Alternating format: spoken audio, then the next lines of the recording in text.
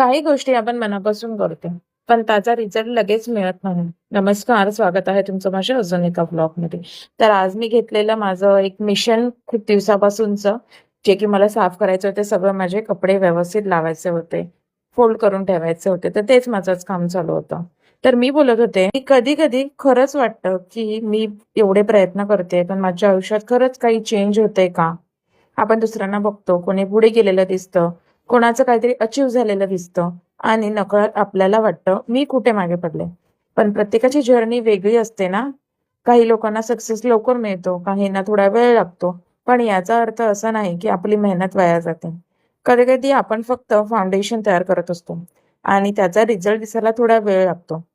म्हणून आता मी स्वतःलाच सांगते, तुझा पीस स्लो आहे म्हणून तुझी स्टोरी छोटी होत नाही. आज काहीच झालं नाही असं वाटलं तरी उद्यासाठी एक छोटं पाऊल टाकायचं. कारण खरं सांगायचं तर माझी स्टोरी अजून संपलेली नाही. माझा बेस्ट पार्ट अजून बाकी आहे. स्लो असलं तरी चालेल, पण थांबायचं नाही. हे मात्र मनाशी नक्की ठरवलंय. तर कसे वाटतात तुम्हाला हे विचार? ॲग्री करता का तुम्ही माझ्या विचारांशी? मला नक्की सांगा. तर तुमच्याशी बोलत-बोलत मी मस्तपैकी माझा मोठा टास्क होता तो कंप्लीट केलेला. बाय.